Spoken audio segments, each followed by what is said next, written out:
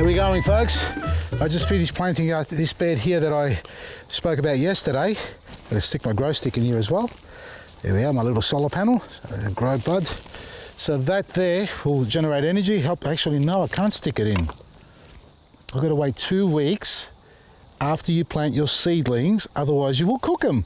Because that's what I done last time. Because it bloody works. It generates energy, albeit 2 volts, to the plant's root system. And while the plant's still trying to establish its new home, sticking a bit of an electrical shock will freak it out. So give it a couple of weeks, just leave it on the side, it's weatherproof, and I'll come back and plant that out. Now, let's go to the other beds that I spoke about as well, and talk about how to plant them. Now, this bed here, folks, is one of the 3 beds I said I bought here from Coburg.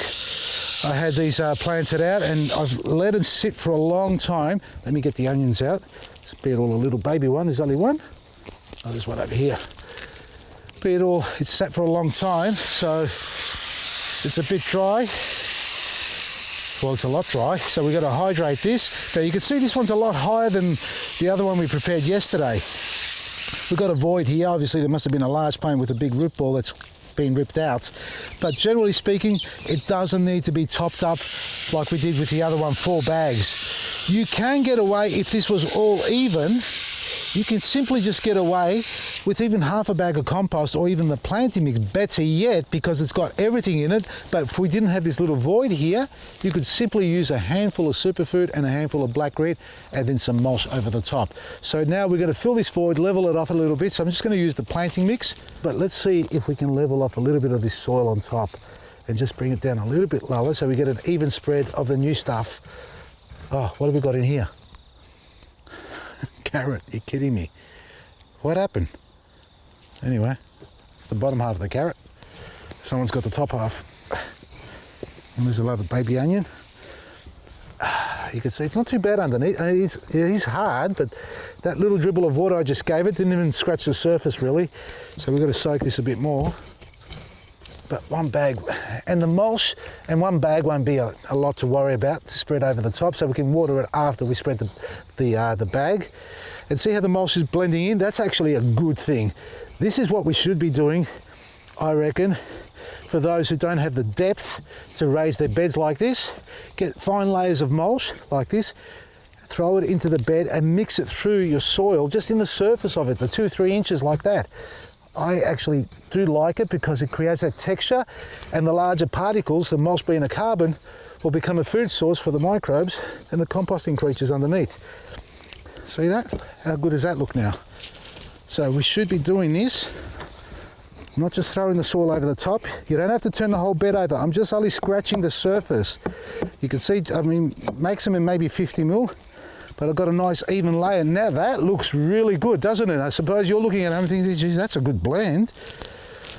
Well, that's the blend of the planting mix with a little bit of mulch added into it, folks. And now what we're going to do is add a little bit more, but not before a handful of each. Black grit. Doesn't feel like much, but it's more than enough.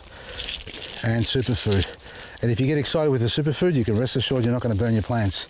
This is amazing, this stuff, this frass. It's not called superfood for nothing, folks. It really is a powerhouse of nutrients for everything that lives in the soil and above the ground. And the stuff on top that we add now is just 1 bag. We don't need to fill it in because we've got plenty of good stuff underneath. Even 1 bag may have been too much, but we've got plenty of height to go with. So we haven't really overfilled it.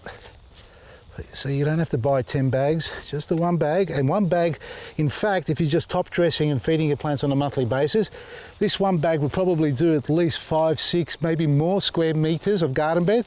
And I mean by just giving it a light top dress. Watering it through the mulch is all you need to do. That's a good way of feeding your garden. Or just use a superfood with the black grit. There we go. Just give it a gentle soak, allow it to penetrate through, because I'm using the bags with holes in them that have been left aside for me to use, and I've let them dry out for too long, so we'll just allow this to soak in properly. Then reapply again, a second application. 2 or 3 goes with this minimum to try and get that water to penetrate. And if you're not scared, or at least put some gloves on, you can do this as well. Don't turn it and flood it and turn it. Add water slowly if you like, and just run your hand over the top, just cracking the surface open, allowing the water to get underneath. It will hydrate a lot quicker, one hand on the soil or through the soil, and the other hand on the watering wand. Well, the clouds have rolled in and the rain's about to open up, so I'm going to let Mother Nature do the rest of that for us as far as watering. But this is what I would do with an existing garden bed. You've got existing plants in it. So you may have a broccoli, you may have an existing herb that's a perennial or just evergreen that's growing in that garden bed, and the soil hasn't sunken. And in this case here, it really hasn't sunken that much, so you don't need to add all that much on top of it. You can get away with just a bag of compost or half a bag of compost, planting mix, or even just the organic fertilizers. Do not use synthetic fertilizers, granulated form, handful in a garden bed like this. You'll cook your plants.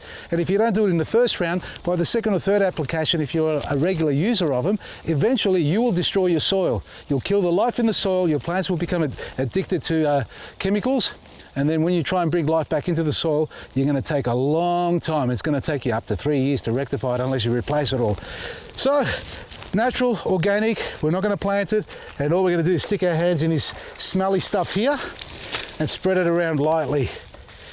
And if you don't know what I'm talking about, watch the video the day before, and I mentioned all the wonderful things that goes into making this beautiful mulch.